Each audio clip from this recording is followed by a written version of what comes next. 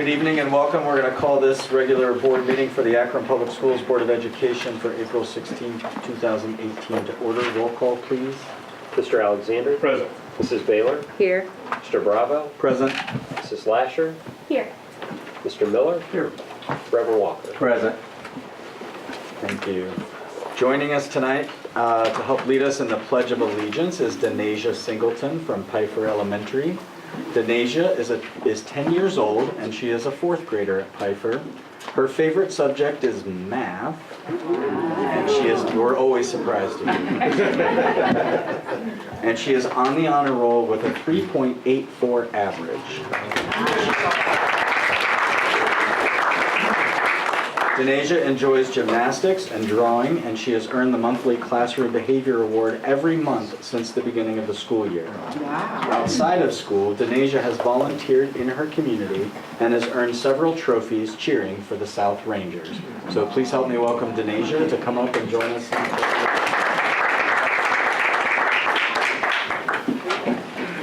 Here.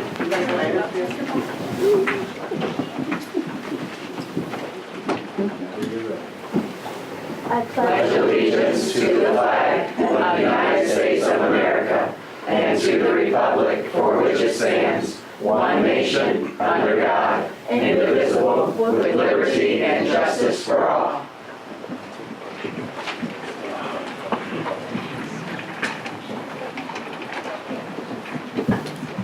Do you want to tell us who you brought with you tonight? I brought my principal, Miss Llewellyn, my mom, and my teacher, Miss Shins. Does anyone want to picture that? Mr. Wesley? Thank you. Reverend Walker. Get our good side. Yes. 1, 2, 3.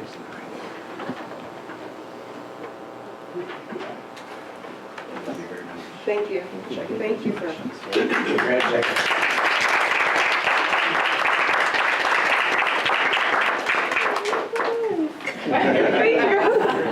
You're welcome. Thank you, and thank you guys for supporting her.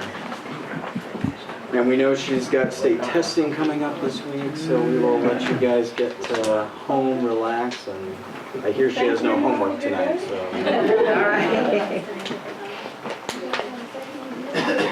All right, community and school reflections. Would anyone like to start us off? I'll start. Thank you, Tim. Okay. Have quite a bit because a lot of us were at the National School Board Association conference last week in San Antonio, Texas. And we were discussing amongst ourselves how good the programming was this year. Not to say it hasn't been good in the past, but it was exceptionally good this year. And I jokingly, I'm either they're stepping up their game or I'm getting better at picking breakout sessions. I think they're actually, it might be both, but most of them were very good. Just to go down a list of some of the ones I attended. First one I attended was Imagine a World Without a Summer Slide. And it was a program talking about a school district that for 23 or 26 years has used what they call a balanced calendar, where they've got 6 weeks on, 1 week off, and they go like that, throughout the school year. It was interesting. They talked about what kind of students have problems with the summer slide, and they pointed out the ESL students, kids with math and spelling have big gaps as well. I thought it was interesting. A lot of people started asking what cost was associated with doing that in their school system, and they basically said there wasn't a lot of additional cost. And this school system actually, during the 1 week breaks, would provide child care at cost to some families, no cost to other families, but also enrichment programs during the week that they were off, if the parents so chose to send the kids there. And they said basically there wasn't a whole lot of cost for that either, because they didn't have summer school anymore to fund. So it was just a rearrangement of summer school funds to do this enrichment during that time period. There was also some questions about teacher burnout and things of that nature, and they said they've actually found that the teachers, the majority of their teachers, and they're attracting a lot of talent because of that schedule, where teachers like having a week off every 6 weeks and not necessarily the whole summer. And they actually said their teacher turnover went from 16% to under 10%, which I thought was very interesting. Also went to a breakout session on adverse childhood experiences. The one thing that stood out more than anything else that they said in that session was the American Pediatrics Association, I think that's the name of the group, but Pediatric Care Group, trade group, said that adverse childhood experiences are now the #1 health issue for children. I found that very interesting. I went to another one called Future Trends in Career Tech Education. That was one I didn't find a lot of value in because it basically talked about what we're doing. And that was a Pearson group put that on. So they're obviously seeing that what Ford Next Generation is doing is working because they see a profit motive there to get involved in something similar to what we're doing. Another one on to Sunday, embedded social emotional learning. Another one, talking about sort of the adverse childhood experiences that kids bring into the building from their home. I went to another one called Reinventing Our Educators Through Career Pathway and Micro Credentials. I went to that one thinking it would be valuable from the Career Academy standpoint. It didn't apply too much, but it was interesting how they are encouraging teachers to go get these micro credentials, and that's how the teachers earn their steps and pay in that school system. Not necessarily just by going and getting a master's and automatically getting a bump for getting a master's degree, but it's meant for teachers to go look at coursework that interests them and they can apply in their classroom. So I thought that was interesting from that standpoint. Another one was authentic student partnership. I think you were in that one, if my memory's correct, Morgan. And I went to that because we have the one ad hoc committee talking about student participation in things that we do here. And Minneapolis, St. Paul, very similar size school district, and it was very interesting to see and hear what they were doing to get students involved. They actually passed out a letter to the editor that the particular group, I can't remember what they call themselves now, but they've been instrumental in pushing different policy forward on their board. It's such a strong student voice group. That was a very interesting session. Creating financing that increases resources, creative financing that increases resources. That was very interesting. And once again, this is another school system, North Kansas City, about the same size as Akron. And they hired a consultant to come in and look at every one of their school buildings for savings, not only on utilities, but also to be a more green school system. And the consultants actually guaranteed that they would have savings, or else the consultants would pay the difference that they did not get in the savings that they were promised by the consultants they were going to get. And they even talked about going into buildings that were relatively new, 10-year-old buildings, and getting their, I forget what the index was, but it was an energy use index down to 30, which they said if you can get a building down to 30, you can almost, if you're in the right place, you can go almost through solar energy, get it down to a zero cost of energy building if you get it that low. And they were taking 10-year-old buildings going from a 50 to a 30. The other interesting part about that program was they took and applied the same workflow to the transportation. And what North Kansas City did, they actually sold their entire fleet of buses and started leasing only compressed natural gas buses. And the energy cost savings there started to pay for and actually put more money in the classroom because they weren't spending as much on transportation. Now, one thing that they got that would have been very expensive for them is whoever controls the natural gas in Missouri actually built the depot for them, so they didn't have to spend $10 million on a compressed natural gas depot. but they're also sharing that with other school systems and other businesses. So they're getting some money back there. But that was very interesting. I actually ran into Eric Gordon, CEO of Cleveland Public Schools, in that session and was talking, because he actually interjected in that conversation how Cleveland went to propane. And now they still own their own buses and are slowly but surely redoing their buses, but they're saving using propane as opposed to diesel, I guess. Lastly, profile of a graduate. That was a session on talking about the profile of a graduate, and we have our own profile. I thought it was interesting, though, because they talked about how that should actually be our vision statement and not the visioning statement that we use. I thought that was interesting. So I think that's about it. So anybody else? Who wants to go after that elaborate? Well, I'm gonna go next. I'm a more colorful person. He's detailed and all that. So that's wonderful. I love you. I love what you do. But on another note, most of the workshops that I sought out were social emotional learning. I have a real keen passion for building relationships and for mental health for our educators as well as our students. So a lot of the 3 of the workshops that I attended, they were very interactive, and I tend to like things that I can engage in the process and kind of own it. And they were doing exercises that the teachers can do with the students before starting a day, and then ending the day with exercises, with the students. So if things are going awry in like the educator's life, like it does, I mean, we can, put on a good face, but a lot of times we're going through things just as well as our children. So it addressed both teachers, principals, and students. So I really enjoyed that, and there was data that proved that if those practices were done on a daily basis, that it really takes away a lot of some of the distractions that may be experienced by both the educator and the student.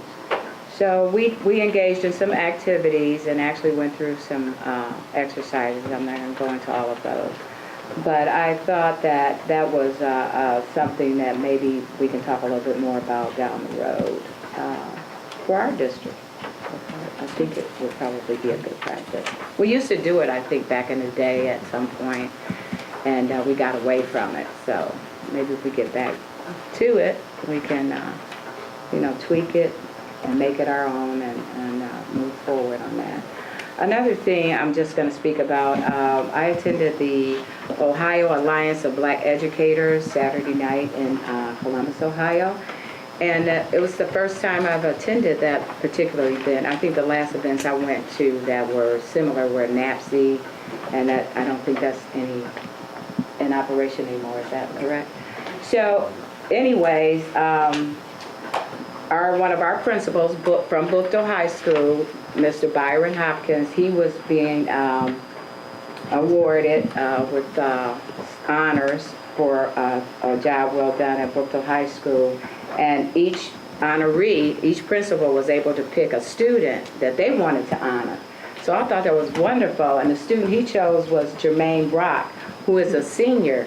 This young man was so on the ball, and he talked about Jermaine and how he coordinated the protests at Bookdale when all our other high schools were doing protests about the gun violence, and how he put together and coordinated 800 students in a silent demonstration that went from inside the building all the way to the streets.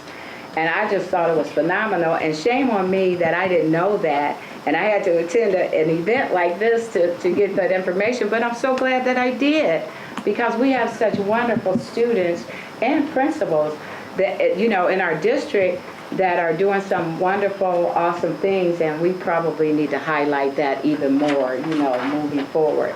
So I was so proud to be from Akron Public Schools and to see that display of honor for some of our people who belong to us. And also, one of our former principals, Sonia Gordon, she was being honored. I was like, Sonia, hey! So anyway, it was just good to see her, but she was part of us too. So anytime somebody has touched or graced us with their presence here at Akron Public Schools, they're still, to me, they're APS. I don't care where you go. So it was good to see her receive honors and accommodations too. All right. So that's all I'm going to talk about. I can talk about a lot of other things, but that's it for me. I'll share a few highlights too from San Antonio. I went to one that was from the Houston public school system. They have a program called Emerge where they help kind of the high potential but economically disadvantaged students find opportunities at top tier universities. And apparently there are lots and lots of these that actually go unused throughout the country. So they have a program that helps students try to find and take advantage of all those programs incredibly successfully. Their district is quite a bit larger than ours, but they have hundreds of students who get into top tier universities every year. It's really fantastic. I also went to the Cube luncheon that was amazing. And as soon as it was over, I went on Amazon and bought Dr. Imden. Thank you, Dr. Imden's book. It was fantastic, maybe the highlight of my trip. And also went to a handful of student governance related sessions. And there is quite a variety of what student governance or student voice looks like. Was one of my takeaways. One in Maryland that the student actually has a seat on the board, goes to executive session, votes on all the things, is elected by the student body. And then others have really cool advancement, kind of student engagement advancement boards that look throughout their districts to bring a voice to the board as well. And I also, the last 3 weeks have just been amazing, and I just want to say thank you to a handful of folks. I got an orientation with the C&I directors that was incredibly helpful, so thank you so much. I also got to visit Hatton and Ritzman, and I'm part of the ELIT cluster, and visiting those two elementary CLCs was amazing. And I went to start every day in a kindergarten classroom, only for a few minutes though, but it was really, really awesome. So thank you for all the folks that helped organize that. And also went to Project Grad's March Madness, which was, that week was a ton of fun. It was the March Madness thing, the boat races. Lisa and I did not sing. Thank you. We didn't sing, I was close to thinking. we were taking on water. The only water I think I took on was because of my own paddling skills. The boat was great. And also got a tour of Stark State. The form and function of that building are going to be really fantastic. And also got a chance to chat with Mr. and Mrs. Ginder about Akron Promise and all the work that y'all are doing at the Kenmore Garfield Cluster. So thank you for that. And finally, the Urban League at Time to Talk. I just wanted to mention this program. It was phenomenal, and I think Mrs. Mansfield and I went back and forth. My table was the best, I'm sure of it. Well, my table was absolutely the best. And I'm very excited for other conversations that will hopefully take place after that, and if there's ways for our board to be involved in those conversations, I think that's fantastic. So thanks. I want to say I'm happy for Ms. Lasher because she got inundated on it with a lot of information, a lot of things. But I was glad to see her be able to go to the National School Board Conference. We had a lot of good information and be able to be at one of the better ones. So I hope it worked out good for you and good for you as well. There were a number of things that number of us went to. Of course, Ms. Lasher mentioned the luncheon. Ms. Baylor mentioned the what's it called, Move This World event when you're talking about kids and teachers working together.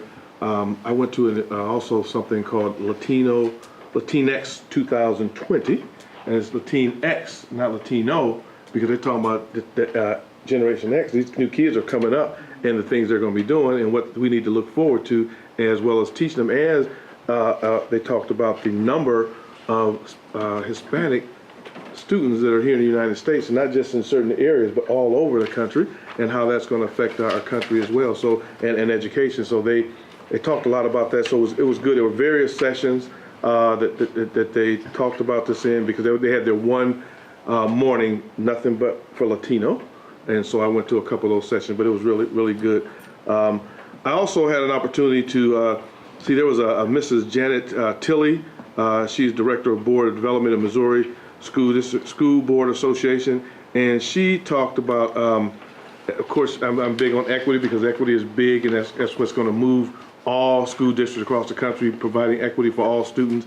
And so being in there, she talked about, which was kind of, I think we know this, but we don't talk about it, but she talked about the disparity between kids who are poor and the education they get in the school districts they attend. And she mentioned the teachers that they get and how a lot of those, and it would be, I don't think Akron's like that, but how they get the poor or the new student or teachers that come in to teach them, so they don't get the highest level of education than some of the others. So it's a big disparity there. But she was really good. She had a lot, probably about, I'm gonna say she had about 25 pages with her information, with data that was with it, what she spoke about. So she had a lot. It was really, really good there. Also, Mrs. Baylor and I went to the Black Caucus luncheon, and that was really good. And it was interesting because a gentleman from he was from, where is he from, Miss Baylor? From Arkansas, and he was one of the 9 individuals who, Arkansas 9, who came up during that time, and he talked about how Thurgood Marshall, when he came to town, he didn't have anywhere to stay. So he had family who allowed him to stay there because they weren't allowed to stay in the hotels at the time. But he also talked about disparities in teachers, teachers of color. He talked about a lot, but it was very interesting to see how far the school districts have come, the educational system has come from that time to now. But it also lets you know that we still have some more work because we have some more ways to go. Again, there was something else that another one that I went to is called trauma-informed systems, school systems, and how to support students with through mental health. And I wanted to go there because I knew I was coming back to Akron, and at my job at juvenile court, we were also having someone come in and talk about trauma. So I wanted to compare and contrast the two different trainings that I went to. And so being there was really nice, and they talked about a lot of good things that went on, or that goes on, and things that we can do. But they also talked about how we have dropped the ball because we have kids who are put into the who are disciplined and put into situations, basically the school to prison pipeline, because they have some mental or some trauma issues and they don't get help. And we just look at those as behavior problems, and they're not behavior problems. We put a Band-Aid on it and think it'll go away for a little bit, but also that Band-Aid comes off and the same issue this kid had is still there. And so we have to look deeper into it. I also, when I talked about coming back, there was I sent this to Superintendent James and Dr. McWilliams Woods. It was a Dr. Monique Morrow, and she is from the Youth Trauma and Justice Solutions. She talked about trauma and how all of us probably have some type of trauma, whether it's being scared from a snake, a dog, or whatever it is, but people get help for those, or sometimes it's self-help. But what about the ones who don't get help and the kids? But now you look at some of the kids and some of the issues that are going on in some of the school shootings, how that trauma has not been addressed, and therefore it's coming out on the other end, and the people are being hurt.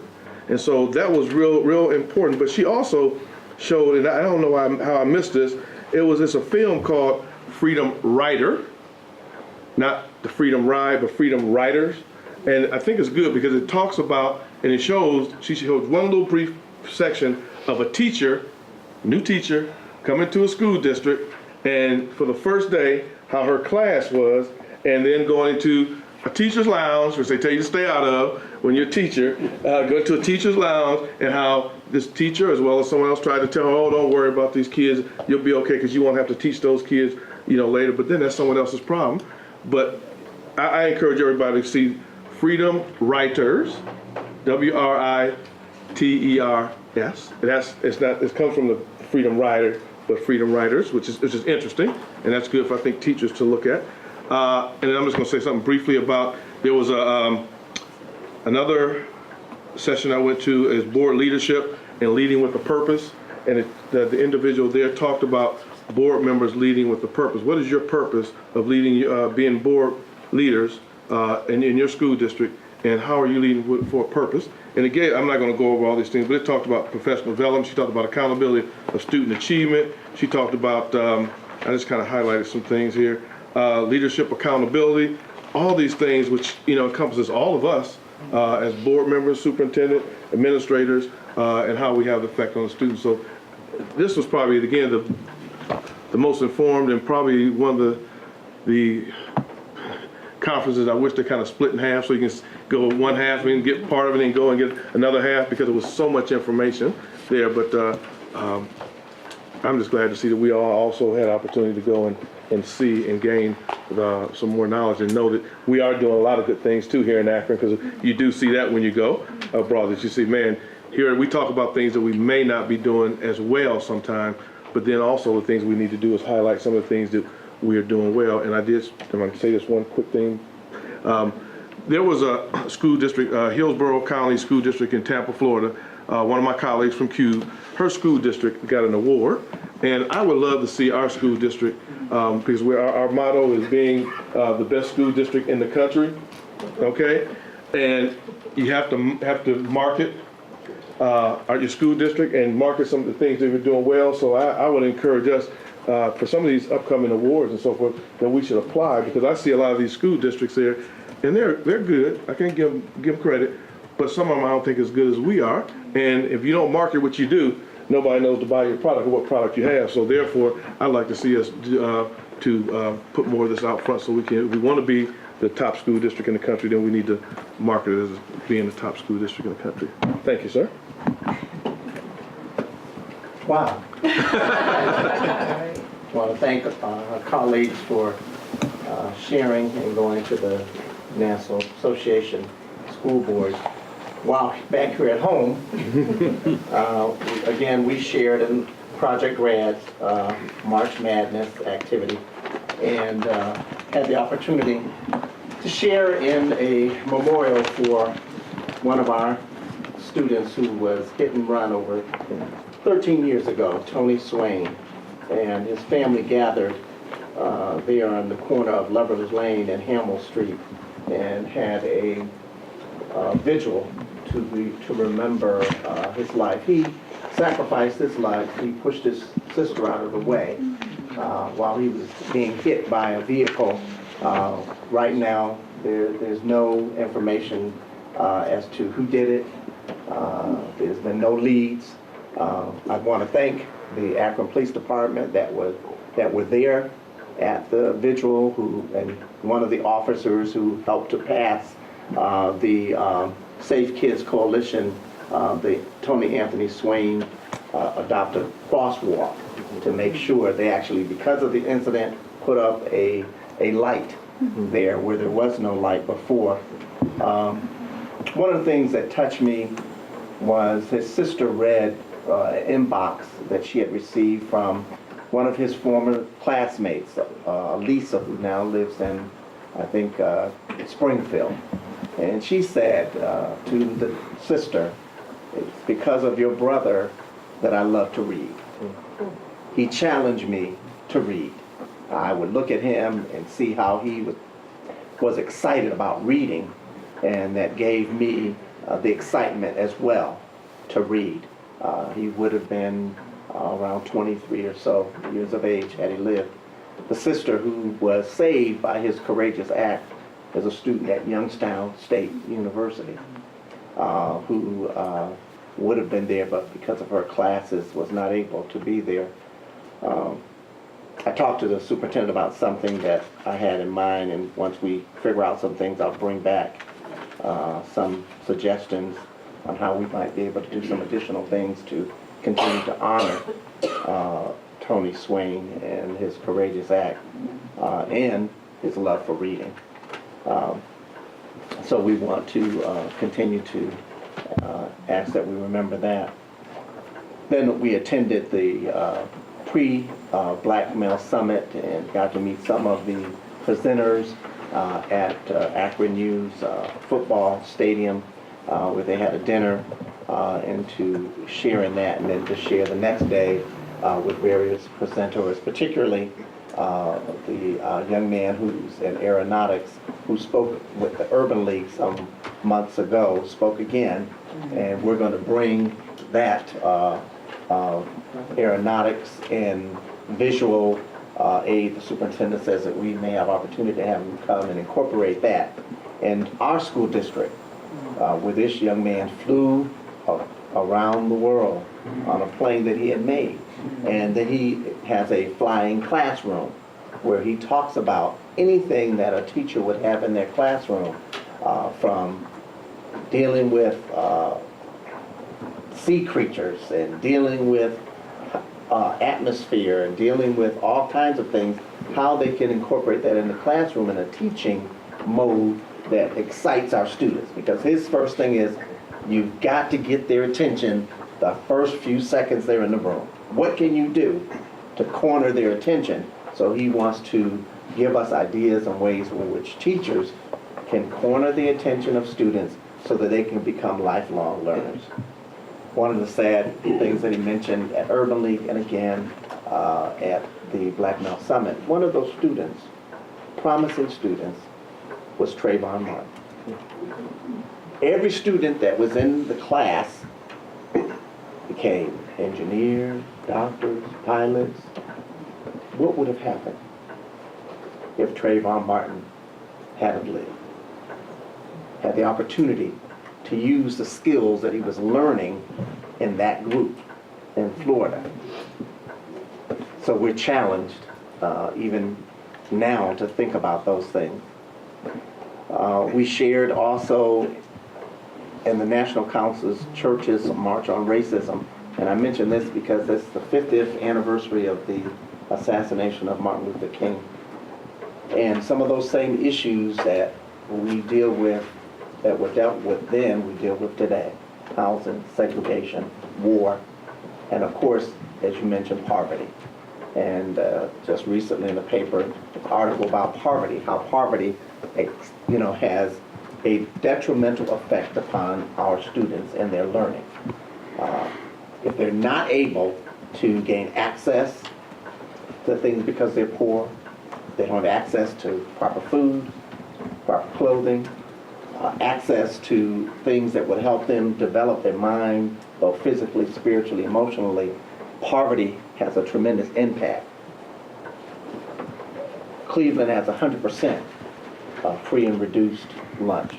Their poverty rate is very, very high. Akron has roughly 90 or so percent, I believe. 93.6. So we're not far behind. And we know our students go hungry on the weekend.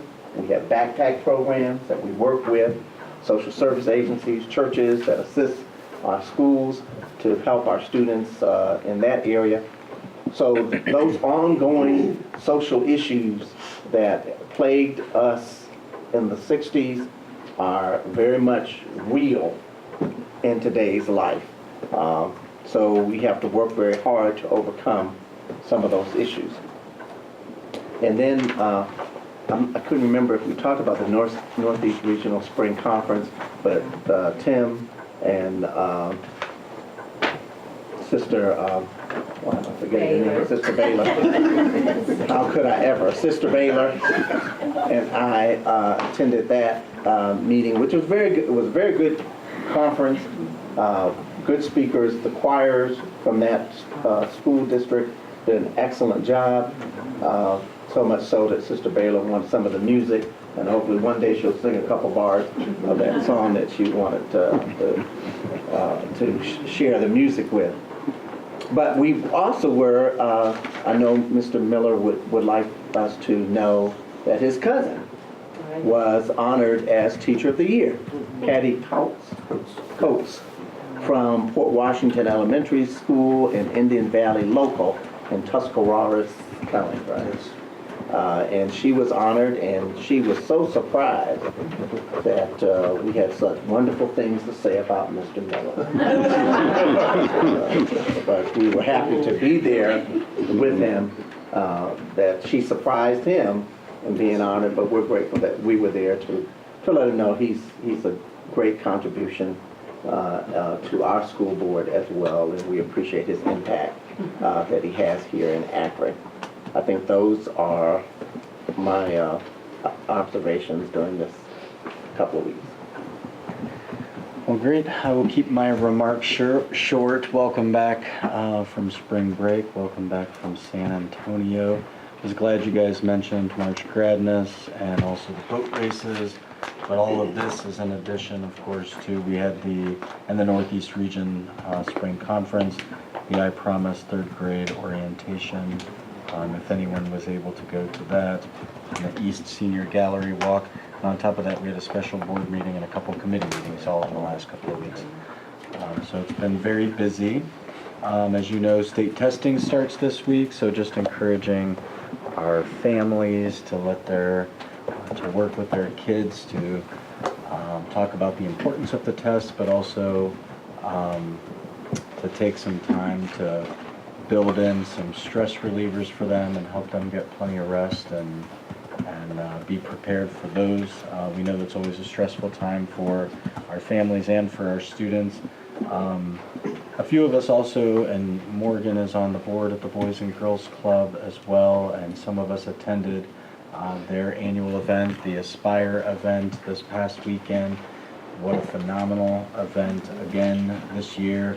And one of our students was highlighted. She's a student at Kenmore Garfield High School. Malaya Owens was the Boys and Girls Club's Youth of the Year. And so I've also talked to the superintendent about bringing her in. She has a fantastic story. I think it'd be great for everyone to hear and allow us to have an opportunity to recognize her as well. And Mr. Bravo was also recognized last night as an alumni of the Boys and Girls Club program. A wonderful video. Or sorry, Saturday night. All right. So with that, I'm gonna leave it there. President, there was also an event where organizations, leadership were asked to sign a... Yes, the committee, the community believer... sponsored by Habitat for Humanity. Yes. And I know several of us were not able to be there, and I know she said you might be there, but she would hope to come to the board at some point, if possible, under your direction, so that she can bring that to the board members so that we can actually sign as well. I'll reach out to her. Good point.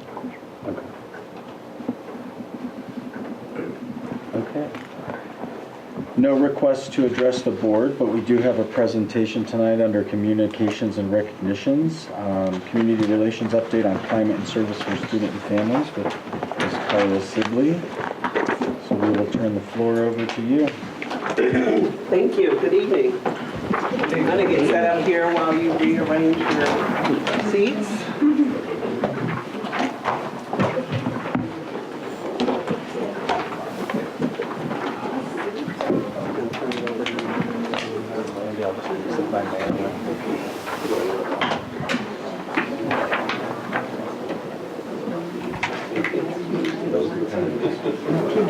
Is it blinking?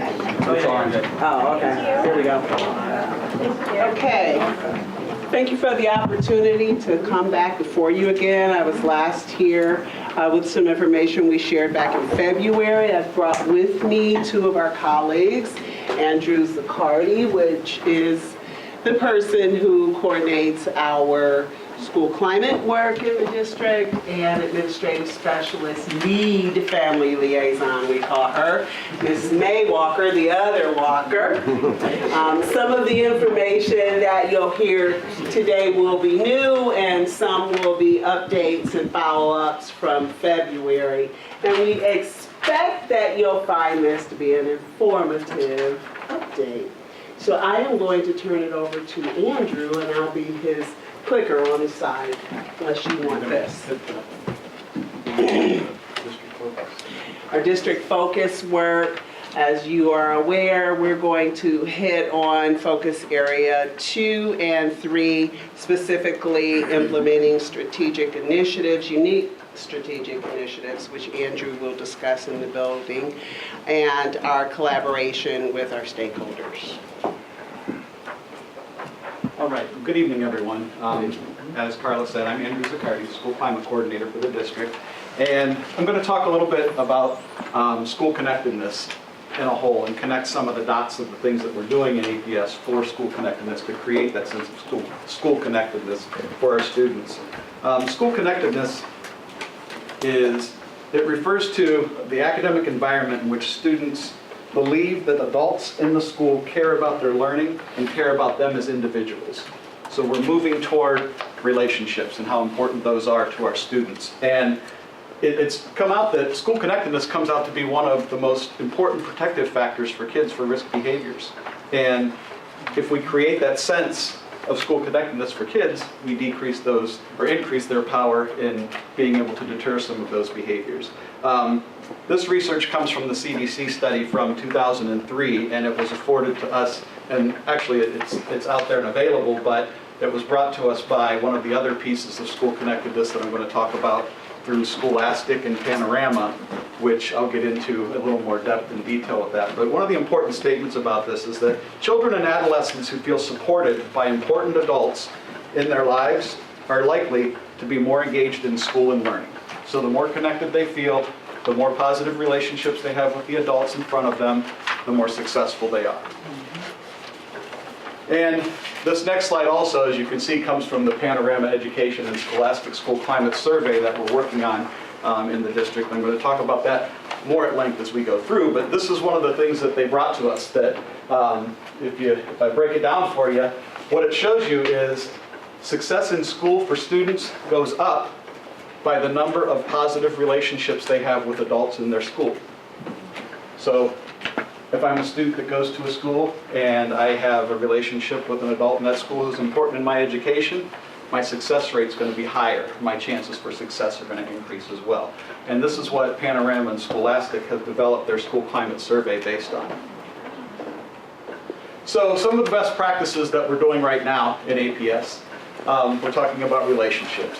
And relationships are the cornerstone of school connectedness for us.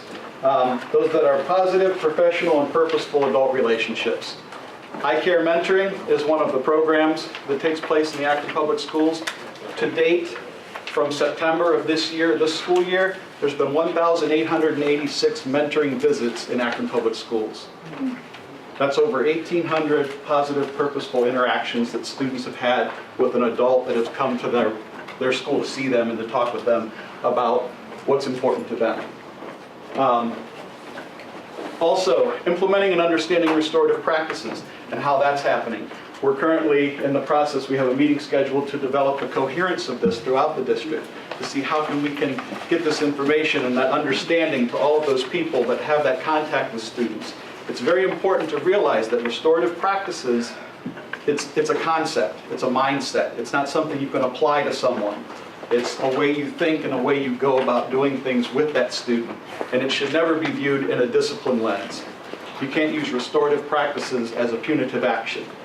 It should be on the other side of that. So all of these things happen on the other side. If a student is removed from a class, that's the punitive action. They're being taken away from their education.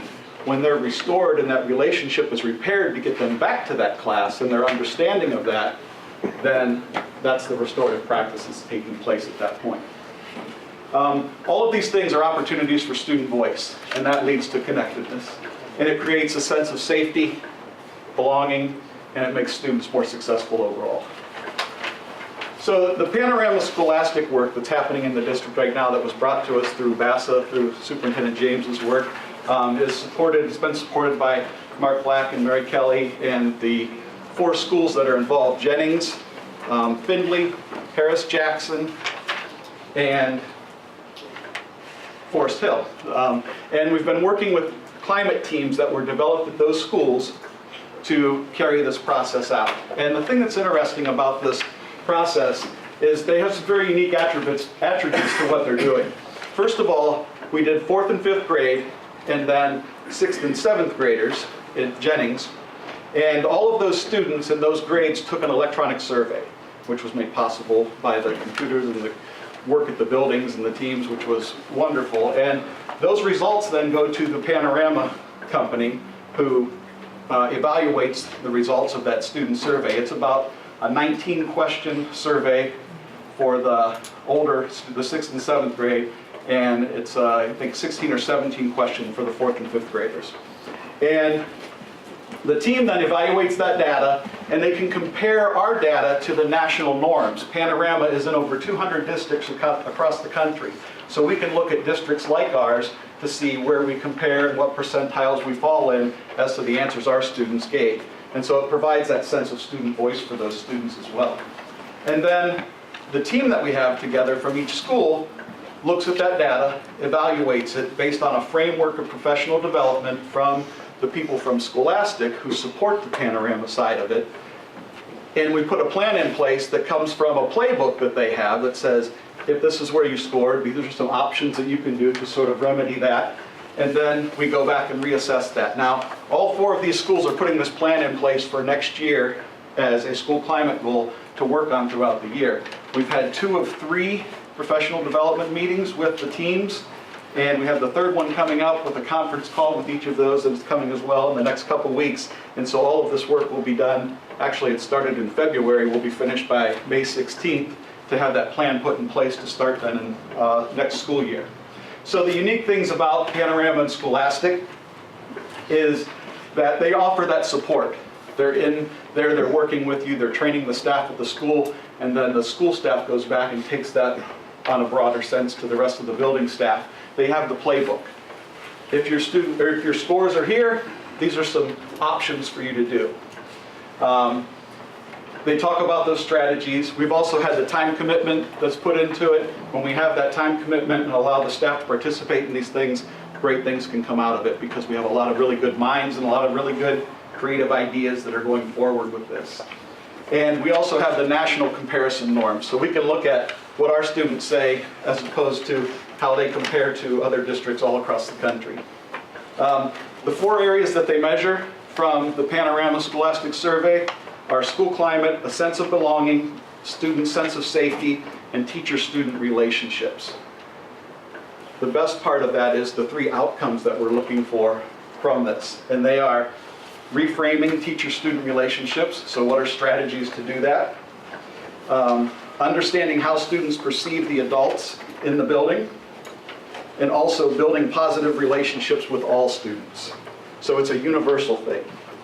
It's touching all students. So if the strategy was that students don't feel connected, some of them are very simple strategies, and they're best practices that we know of, going all the way back to Harry Wong and probably before that with the First Day of Schools book, where it says that each teacher will greet the students before they enter their classroom.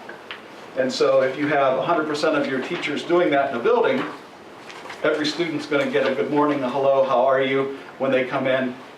And that, in turn, is then going to increase that school connectedness that we'll survey again afterwards. So they're very simple strategies to put in place, but they're done with fidelity. And when we do things like that, they're evidence-based, we get greater outcomes. So one of the other pieces of connectedness that we're working on is the school safety team members that we have in elementary buildings. And we have them in 14 buildings. They're student services team members, or SSTMs, that you'll see. And they have 4 main job tasks through the elementary buildings. One of them is to provide restorative time or restorative practices. They've all been trained, some as much as 4 years in it, and there's continued training coming up in May through the International Institute of Restorative Practices, where they're going to be learning more about restorative circles and also taking things to the next step other than a one-on-one restorative meeting. They perform reentry conferences in some buildings. So a student that's been away from absence and comes back to a building, you got to get that student back on track so they know the expectations when they re-enter the building. Maybe they were out for a suspension, maybe they were out for an illness, maybe they moved and they come to a new building, they're re-entering that building that they're at. And so that person has the ability to sit down with them and go over with them what the expectations of that building are as well. Also, they provide positive participation opportunities. And research tells us the kids that participate positively in things at their school feel more connected, on the other side want to come, are more engaged. And they also help out with cafeteria and recess duty because that allows that person to be in front of all the students throughout each day. What does their role look like? Well, 70% of their time is spent building relationships, providing those positive participation opportunities. And what I mean by that is a student services team member that's in an elementary building under this framework may go to the third grade team and say to those teachers, I'm going to take 3 students that you'll give me from your class this week that met all the expectations, and at lunch today, I'm going to eat lunch with them. So they'll pull those kids aside and have a special luncheon with them. That's a positive participation opportunity. Generally, they're doing things that don't cost anything, and when those students go back to class after lunch, everyone else in that room wants to know, how do I get to go eat lunch with him tomorrow? Well, you go over the expectations, and that's what does it. Those are also prevention activities, but as you'll notice, these staff members aren't involved in discipline. Their lens is through restorative and through positive participation. So they shouldn't be used, they're not there for a discipline factor in the building. So one of the ways that they start that process, and restorative practices aren't an answer to everything, but they certainly can help with low-level infractions. The student's frustrated in a class. Before that kid gets to an 8, 9, 10 on the frustration scale, if somebody that has a relationship with them can come in and pull them out and do that restore, reset process with them, we can get them back into class so they can be successful. And we go by this framework, and this was pulled out of the International Institute of Restorative Practices on the questioning phase that starts each of those conversations. And they all have this available in their buildings. They're on posters and things for them to use. As I said, positive participation, this is just evidence-based, a study that was done on connecting kids to school and having that positive participation piece that they do. So one of the things that we've been doing is when the program started in the elementary schools, we started looking at the time that these individuals spent with kids and how it took them out of the classroom, and that was detrimental. And so as we got the process in place, we were able to shrink the time, because if a student commits an infraction and is pulled from the class, they probably shouldn't be with an SSTM at that point if the SSTM can't restore them and work to get them back in class. That's a different kind of discipline piece for that. So we broke it down into these 4 pieces of restore, reentry, positive participation. Those were their 4 main tasks. And as we shrunk the time, we had it was over like an hour and a half that students were with an SSTM. We got it down to less than an hour by December of this year, and that's from just charting their data over time. And as I started putting the data together over the last couple months, I started noticing something, a trend that was coming up. And the buildings who had higher rates of suspension for a month, or incidents of suspension in a month, had less contacts by their SSTM with students. And so as I put that on a scatter plot, there's a strong correlation. So up here are contacts that are made by student services team members within a month. This is suspensions. Now this is 2 months of data put into one. So, we have some outliers, but we're definitely starting to see this correlation, this line that goes down the middle from higher contacts, the building has less suspension. Why? Well, I'm surmising that they have better relationships with people in their building because they're having more contact with them over time. This is something that we're going to continue to look at, continue to monitor. So on the outside of this, what we're doing, we're going to continue to monitor that correlation or that trend that we're seeing. We're also going to look at specifically coding. Does that mean that the more restorative meetings they have with kids, the better impact they have on staying in school? Does that mean that the more positive participation opportunities that kids have, does that have that? So we're going to code these more specifically. All of these things are coded in a Google Doc and everyone fills it out on a daily basis. It's working in this position in the buildings. So it's accessible and I can look at it each day as we go through it, and then at the end of the month tally that up and put it together like that. And then start monitoring the recidivism rate and repeat behaviors. What things are we seeing over and over again? And do we need to do something different with the reentry, and how can they help with that process? Are there any questions for Andrew before we quickly transition to the next very quick overview of part 2 of our presentation? One quick one. You said that the SSTMs are in 14 elementary buildings. Does that mean that there are 14 individuals, or do they split Yes. buildings? Oh, awesome. So they're full-time in those buildings. Well, they're 24-hour-a-week positions, Oh, got it. so. Okay, got it. I do have one comment. I'm glad to see that what we are doing, it shows some restorative practice. There's some positive things. I'll be interested to see some of the results too. I'm sure that some of those incidents will go down. My question part, I guess I did have a question.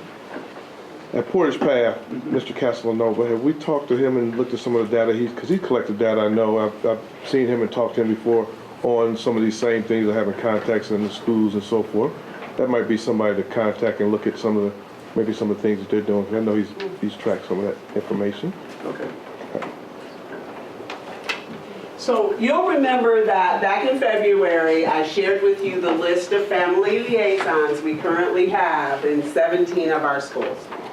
14 elementary buildings, 3 secondary, 1 middle school, and 2 high schools.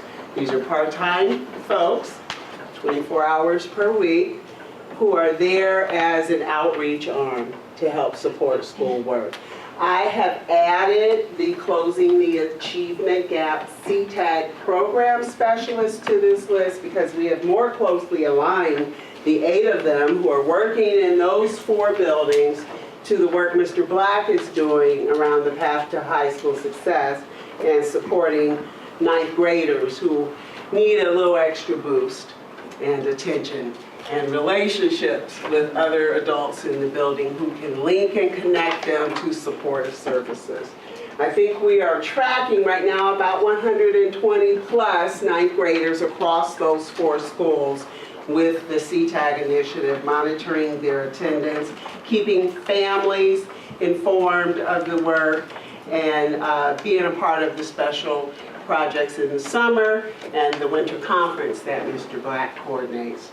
And so I'm going to turn it over to my colleague, Mrs. Walker, to talk about the data we've collected from these 14 buildings who operate family liaison outreach services in our elementary buildings.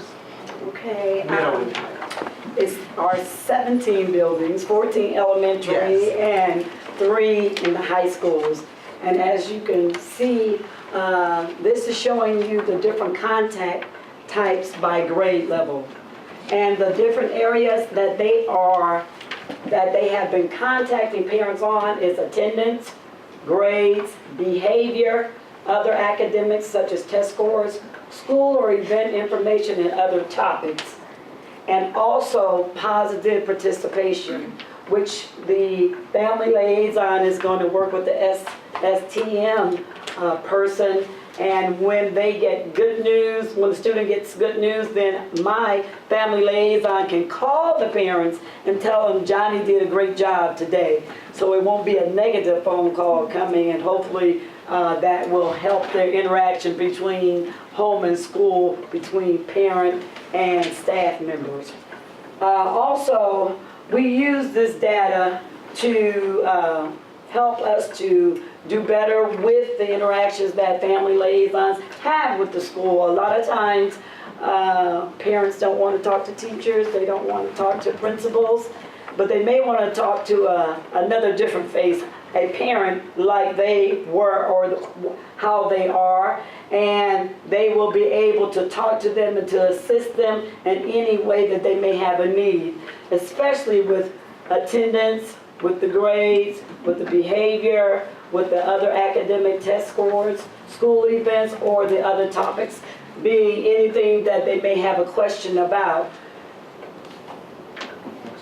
Next, please. So this is the one where we, as a department, chose 3 areas that we really wanted them to focus on, and it is the absenteeism, different programs, and different resources.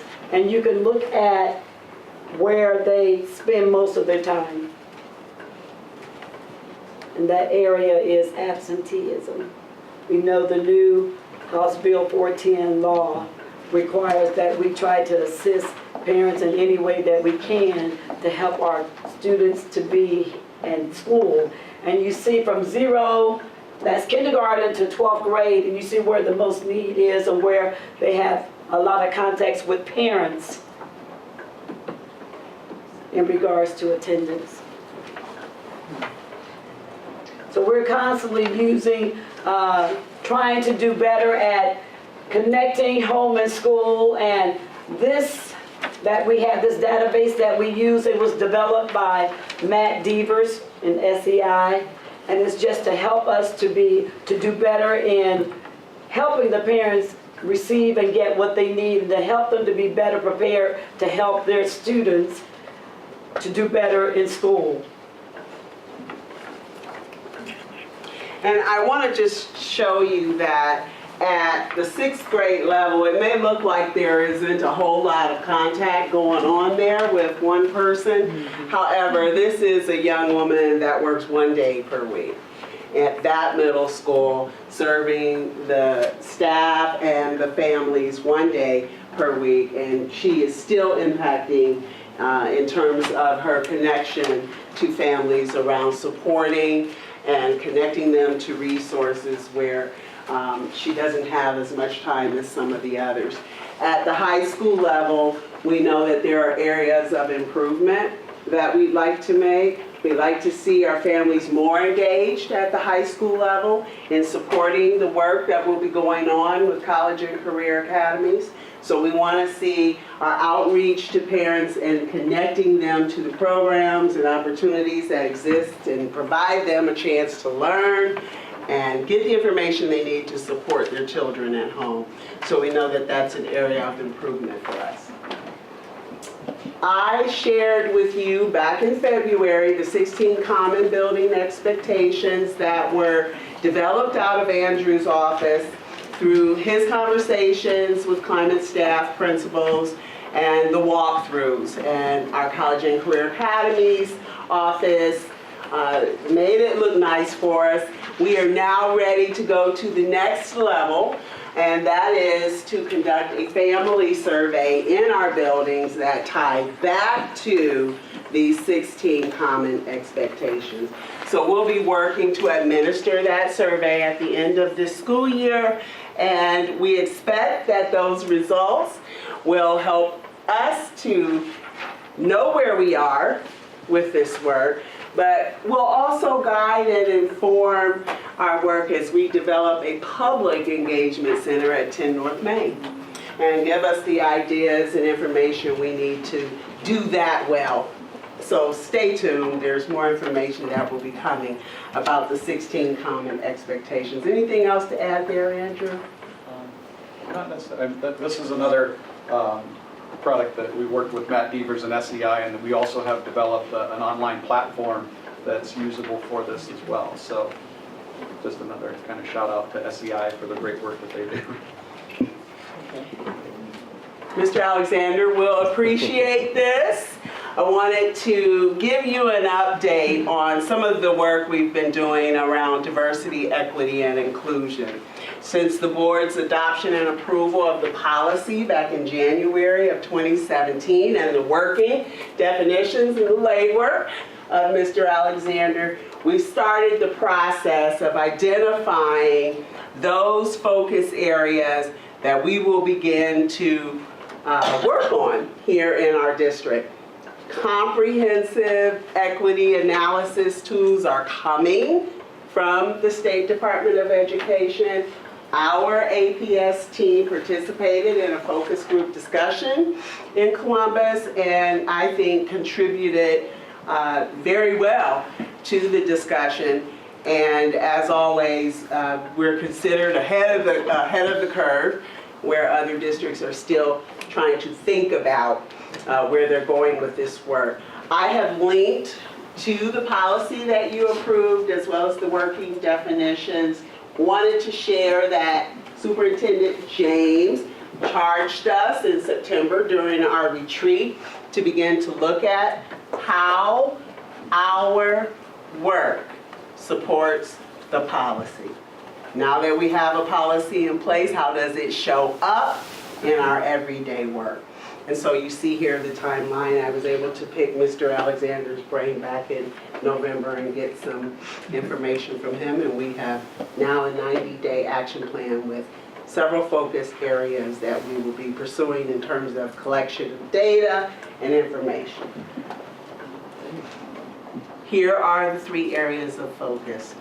Diverse staff of excellent educators and teacher quality. Equitable student access and school climate. Areas that we are already working on, work that is taking place in our district every single day. We don't always describe it through the DEI lens, the diversity, equity, and inclusion lens. However, when we do, we find opportunities to create better access for students, to improve our practice, and to do better with what we have. And so I'm just going to end this presentation with my own story around equity work. Most recently, you are all familiar with our annual backpack adventure. K through 5 students are invited to the zoo every year. It is a wonderful experience to have 4,000 K through 5 young people walk through the zoo with their families. I want you all to join us on July 27th and 28th. We asked the question about who was missing at that event. And we figured that we weren't getting enough of our non-English speaking families and students.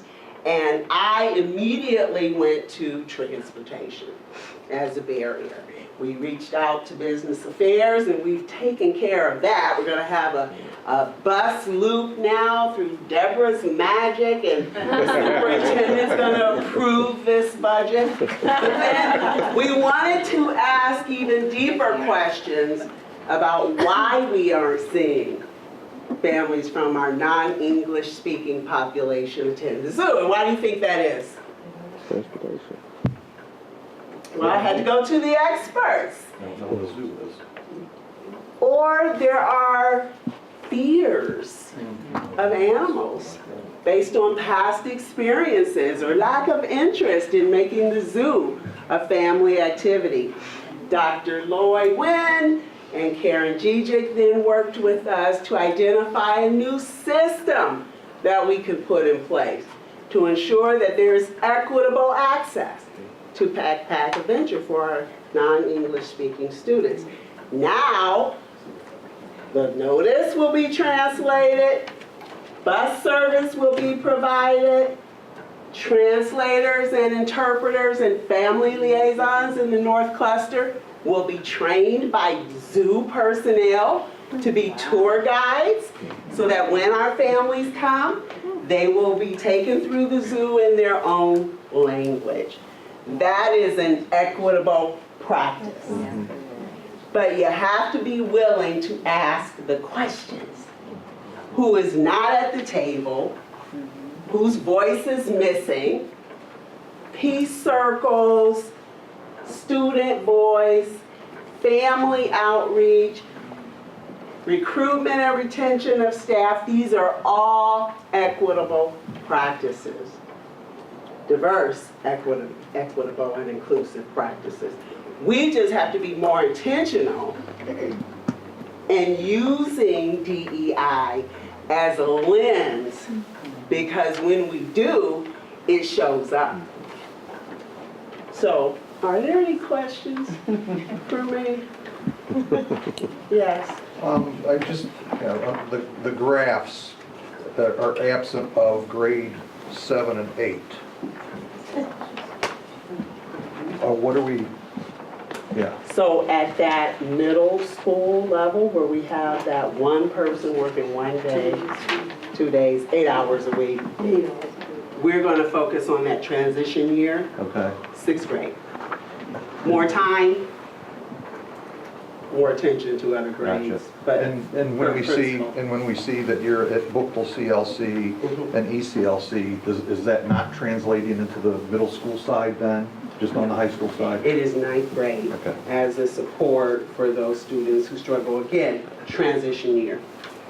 And these contacts, I mean, absenteeism, I assume that's, you know, kids not in schools at the phone call. Phone calls, Okay. yes, face to face, if the parent would happen to come in and our family liaison is there talking to them, yes. And we chose this because of House Bill 410 requiring outreach and support for families. Is that just at the K-5 level then? The No, bill? Okay. it's throughout K-12. K-12. Okay. And so we felt that those family liaisons could be used to conduct those two required contacts with parents. Any thought of expanding so we have better coverage for 6 through 12? Oh, yes. I think about it all the time. Gotta get the I even have a dollar figure for that. It is an issue of resources, and they are, at this time, Title I school improvement funded. And we know that there are so many other priorities in our district that we have to tackle around curriculum and instruction and student achievement. But while we have them and for what we have them doing, we want to be intentional and focused about their work so that we can at least make an impact. And if you go back to the other previous to this. So even that academic piece, we have academic experts in buildings or degree certificated individuals. These are not our academic experts. These are the folks that we use for family connection and outreach. Over what time period are these numbers? Is them a month or? This is for this school year, For this school since year. September. Gotcha. And we'll have the same data for those CTAG, Closing the Achievement Gap folks at the high school level. Their online platform was just developed a couple Gotcha. of months ago. It still has kinks that we're trying to work out. Okay. That's it. Thank you. Thank you. Thank you. Thank you for your example too. That was fantastic. I like stories. That's the real work right there. That's the real work. That's what I like to see.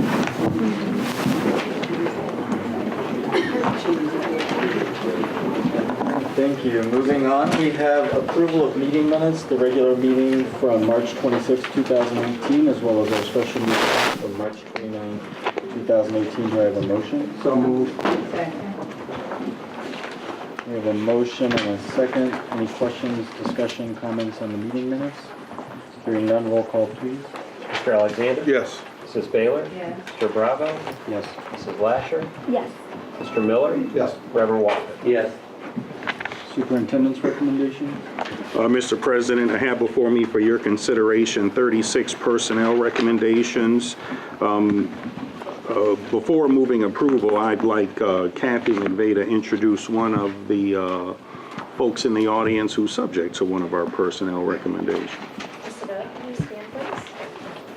Tonight I would like to introduce to you Ms. Kim Sabetta, who is a graduate of our own North High School. She obtained her bachelor's degree in special education at the University of Akron, followed by a master's degree from Kent State University, also in special education. She received her principal's licensure in May of 2008. She began with Akron Public Schools with her student teaching in special education at Harris Elementary and at Ellett High School, and began her teaching career with Akron as a developmentally handicapped teacher at Kenmore High School. She then continued her involvement with special education as a teacher and later as a special education evaluator. She then spent 4 years on assignment to the special ed department, and then in 2009, Ms. Sabetta was appointed as a special education coordinator. In July of 2013, Ms. Sabetta was promoted to a high school assistant principal position and was assigned to North High School. This past year, she has served as the interim high school principal at North High School, and tonight we are recommending her for the principal position at North High School. Congratulations. So just to take a quick moment to say thank you to the board, Superintendent James, as well as Dr. McWilliams-Woods, Mr. Black. I appreciate this opportunity to allow me to continue the work at North High School. There's amazing students and staff there. I'm very eager and excited to get to continue that, especially as the trailblazers with College and Career Academy. We've done a lot of work this year focused around that. So I'm committed to the Academy work as well as committed to the student achievement there. So I just appreciate this opportunity.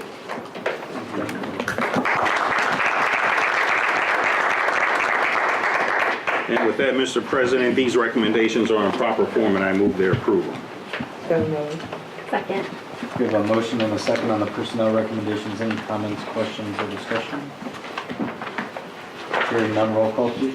Mrs. Baylor? Yes. Mr. Bravo? Yes. Mrs. Lasher? Yes. Mr. Miller? Yes. Reverend Walker? Yes. Mr. Alexander? Yes.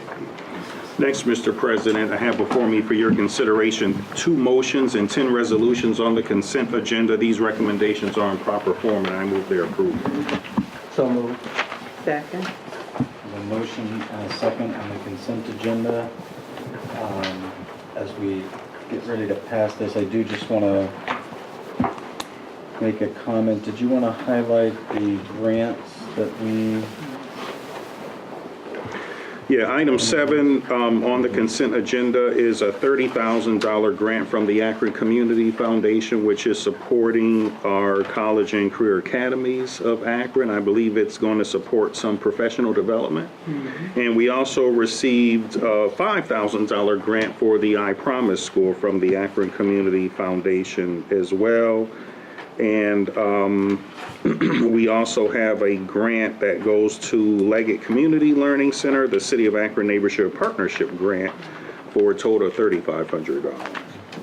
Just want to give a shout out and our appreciation and our thanks to the Akron Community Foundation for investing in our kids, particularly in our college and career academies and our I Promise School, as we launch these wall-to-wall and launch the I Promise School.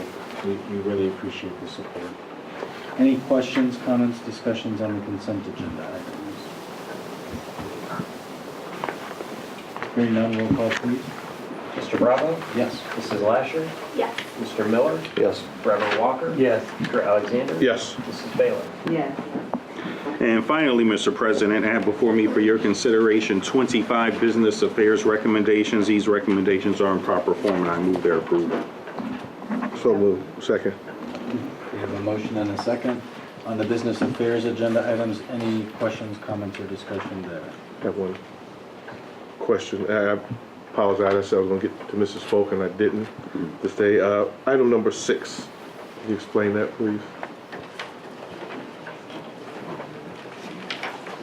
Peer deck. Peer Deck is a platform that we use for our one-to-one communication. Instead of a traditional PowerPoint, Peer Deck allows the teacher to control access. So as the presentation moves forward, it's at the speed of the instructor and then directs the students to which pages should be eligible for that staff development, that classroom activity. So it's a structure that engages students at a deliberate pace for instruction. Great. Thank you. I forgot to ask this earlier. Number 9, which deals with Victoria Adams Davis as a presenter. I know we have lots of other things. It's usually a smaller amount, 200, 150, 120, and I noticed this one is quite a bit. So what exactly is that person doing? That person's the keynote for the Teach, Tech, and Transform conference that will engage our general community in technology. She will spend the day as the keynote and then do 2 spotlight sessions on the deep dive days subsequent. So not only the keynote, but a breakout, and then 2 spotlight deep dive sessions, day 2.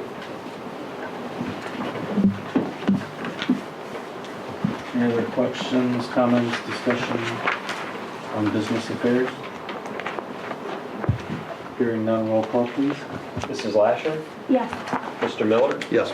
Reverend Walker? Yes. Mr. Alexander? Yes. Mrs. Baylor? Yes. Mr. Bravo? Yes. Superintendent's report? I did want to mention one item. or maybe 2. So our Educational Service Center of Cuyahoga County has changed their name to the Educational Service Center of Northeast Ohio, which reflects the membership, which, goes, I think, as far east as and south as Akron and Twinsburg, and then everything up north. One of the new services that the ESC is providing is they will actually run our Business Advisory Council. As you know, we've took our Business Advisory Council, we were going to fold it into our College and Career Academy Steering Committee. But Ohio changed the rules on Business Advisory Council, so there are some bookkeeping things and some reports that have to be generated. So the ESC is actually going to do that, and that's through House Bill 49.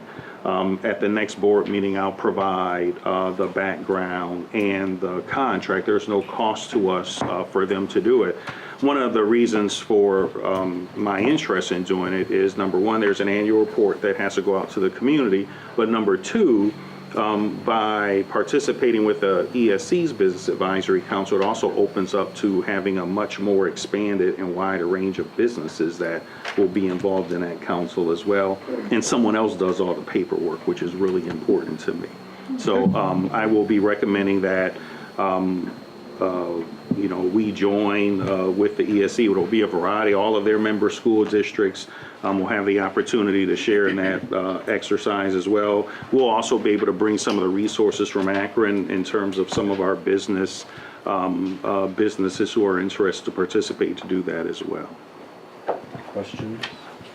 Who participates in that on our behalf, or where do they hold those meetings, or how? Those meetings will be held at the ESC's office, just in Independence, and right now it'll be open up to representatives of the Akron district, and then other businesses around Northeast Ohio and other districts as well.